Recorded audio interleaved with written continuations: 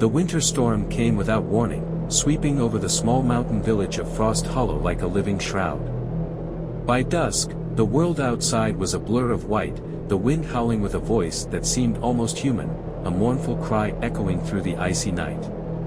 Mia pulled her wool coat tighter around her shoulders as she stoked the fire in the cabin's hearth. The warmth pushed back the chill, but a strange unease coiled in her chest. She glanced at the old clock on the mantel, its ticking sounded dull, swallowed by the thick silence that pressed against the walls. "It's just a storm," she whispered to herself, forcing a smile. Yet the storm's voice outside seemed to grow more insistent, as if denying her comfort. The windows rattled in their frames, and somewhere outside, a branch snapped like a gunshot. The cabin had belonged to her grandfather, a stern man who had often spoken of the snow spirits, old legends passed down through generations. Mia had always dismissed them as stories to frighten children. But tonight, with the storm at its peak, those tales crept back into her mind. A sharp knock on the door made her jump. Heart pounding, she hesitated before moving to the window. The frost on the glass blurred her view, but a dark figure stood motionless just beyond the porch light. For a moment, Mia thought it was a trick of the storm, a shadow cast by the dancing flames, but then the figure moved, shifting forward until it was pressed against the window. Its eyes were hollow sockets, black and endless, and its skin was as pale as the snow itself. A hand, thin and almost skeletal, tapped rhythmically against the glass. Mia stumbled back, tripping over the edge of the rug. The tapping turned to a scratching, the figure's nails dragging across the pane, drawing a sound that made her ears ache. Panic surged, and she reached for her grandfather's old hunting rifle mounted on the wall. The metal felt cold and heavy in her trembling hands. Suddenly, the scratching stopped. The silence was deafening. She dared to move closer, peering out with a mix of fear and defiance. The figure was gone, replaced by an expanse of unbroken snow. Relief flooded her, but it was short-lived. A faint sound, like the crunch of footsteps, circled around the cabin. It came from the back door this time. The handle jiggled, slowly at first, then with growing force. Mia stepped back, eyes darting between the doors and the shadows stretching across the floor. The fire flickered, casting the room into shifting light and dark. Then, a voice whispered from just beyond the wall, soft and cold, "Mia, let me in." It wasn't just the storm's voice now. It was her grandfather's. Her blood turned to ice as she realized the storm had brought more than wind and snow. It had brought the restless spirits he had always warned her about, spirits that knew her name, and they wanted in. As the last ember in the hearth sputtered, casting the room into shadows, Mia backed into the corner, clutching the rifle, eyes wide as the whisper turned to a chilling chant outside.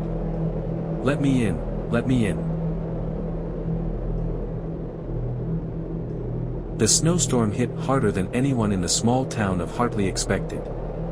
Thick, white drifts piled up against doors and windows, sealing people inside their homes. Emma Langley, a young journalist who had recently moved from the city, sat bundled up in her living room, listening to the wind howl like a feral animal outside. The town had warned her about these storms, how they crept in with sudden ferocity and how, sometimes, strange things happened when the snow fell hard. Superstitions, she'd thought, smiling to herself. But as the night deepened and the wind screeched, unease settled in her chest. Her phone buzzed, shattering the silence. It was a message from her neighbor, Mrs. Whitaker, an elderly widow who lived across the street. "Emma, dear, are you safe? Lock your doors and stay away from the windows tonight." Emma's eyebrows knit together. The old woman was known for her peculiar warnings, but something in the tone seemed urgent, almost frantic. She typed a quick response, "I'm fine, just snowed in. Are you okay?" There was no reply. Minutes turned into an hour, and Emma's eyes kept drifting to the frost-covered window. The wind outside seemed to carry whispers, muffled voices that rose and fell like ghostly chatter. She forced herself to focus on her laptop, typing out an article, but the sounds kept pricking at her nerves. Then, a thud. Heavy and deliberate, as if someone, or something, had slammed against the wall outside her home. Emma's pulse quickened. She stood, glancing at the front door, now just a dark outline under the dim glow of the room's single lamp. Another thud, this time, accompanied by a scratch, slow and drawn out. Probably a branch, she whispered to herself, swallowing the lump of anxiety in her throat. But when she approached the door and peered through the peephole, she saw nothing, just the swirling dance of snowflakes. She turned to go back to her seat when the scratching came again, louder, and closer, as if it were coming from the inside of her house. Heart hammering, she took hesitant steps towards the kitchen, where the noise seemed to emanate. The room was dark, only moonlight slanted in through the frosted panes, casting jagged shadows across the walls. And then she saw it, a thin, bony hand pressed against the glass, fingers splayed as if testing the barrier between outside and in. Emma gasped and stumbled back, nearly tripping over the rug. Her eyes never left the hand, which now slowly curled into a fist and tapped against the windowpane, once, twice, 3 times. She fumbled for her phone to call for help, but her fingers were shaking so badly she could barely dial. Before she could press the call button, a voice rasped through the room, chilling her to the core. "Let me in, Emma." It was soft, familiar, like the voice of someone she knew well. But no one was there. "Who's there?" she managed, backing away until her shoulders hit the wall. The wind outside seemed to scream louder, a choir of wails joining the eerie voice. Suddenly, a shadow slipped past the window. The hand was gone. Emma felt the temperature in the room drop, frost creeping up the inside of the glass. The whisper came again, but this time it was behind her, close enough that she felt the brush of icy breath on her neck. "Emma, let me in." Whirling around, she found herself face to face with a figure, eyes black as coal, with skin cracked and pale as winter's death. It grinned, showing teeth filed to jagged points. Emma's scream was swallowed by the storm as the room plunged into darkness. The snowstorm outside was fierce, a white wall of wind that howled like a wild animal. Martha and Jim, a young couple eager to escape the noise of the city, had booked a remote lodge deep in the mountains. The lodge was old but charming, with heavy wooden beams and a stone fireplace that crackled warmly. They were the only guests, and the innkeeper, Mr. Lewis, was an elderly man with a frail frame and a peculiar smile that never seemed to reach his eyes. On the first night, as the wind screeched outside, Martha awoke to the sound of whispering. She nudged Jim awake, but he only mumbled in his sleep. The whispers seemed to drift from the hallway. She crept out of bed, the cold biting her bare feet as she stepped onto the wooden floor. The hallway was dark, but the faintest sliver of moonlight illuminated the doorway at the far end. It was slightly ajar, though she remembered closing it before bed.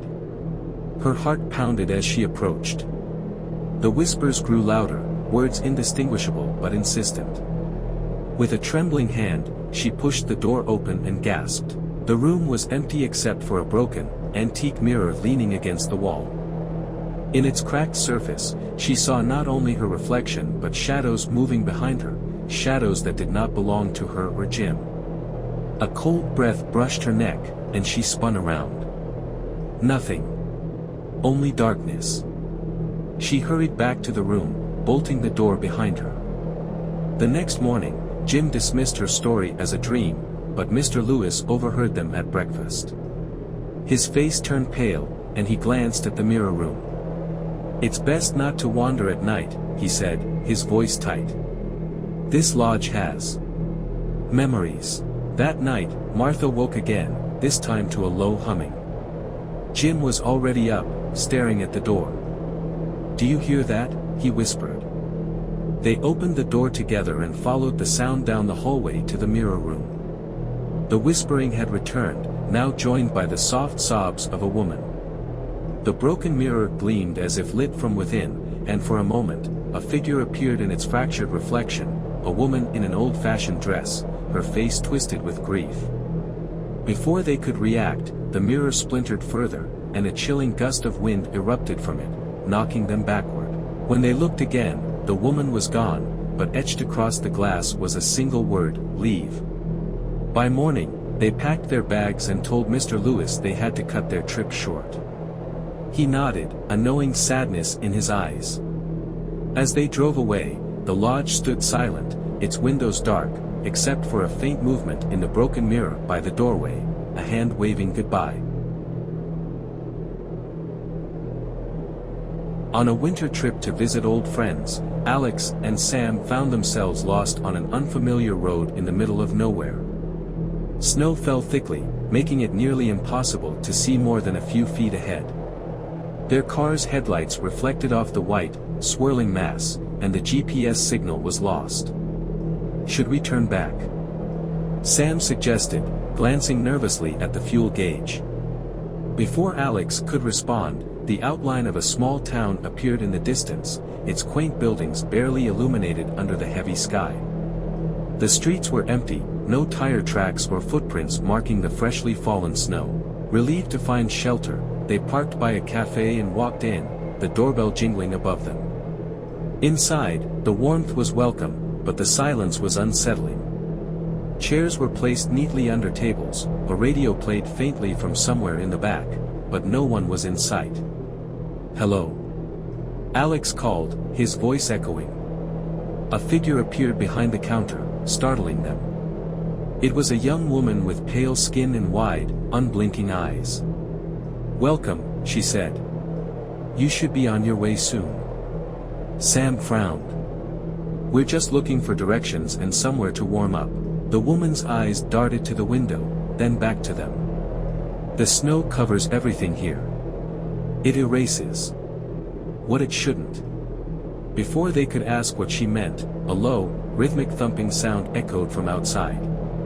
Alex peered out, expecting to see a snowplow or perhaps another car. But the street was empty. Except now, faint, ghostly footprints appeared in the snow, moving toward the cafe without any visible source. "Get down," the woman hissed, grabbing their arms and pulling them behind the counter. They huddled, listening as the thumping grew louder. The door creaked open, a rush of frigid air sweeping inside. Sam peeked over the edge and saw nothing but moving footprints crossing the floor, stopping as if inspecting the room. Minutes felt like hours before the sound receded, and the door slammed shut on its own.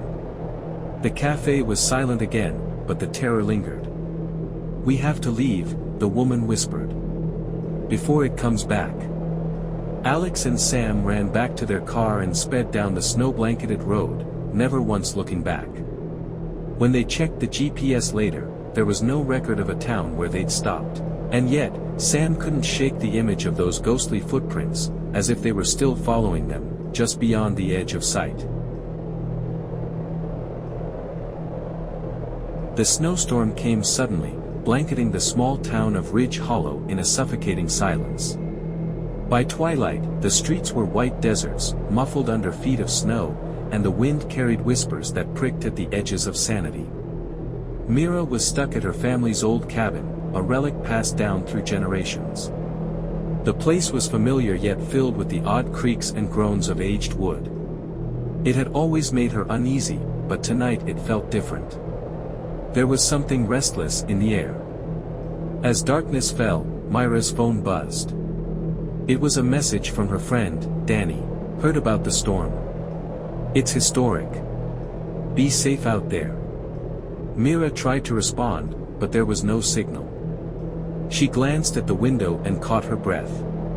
Just beyond the swaying branches, under the glow of the old lamppost outside, stood a figure.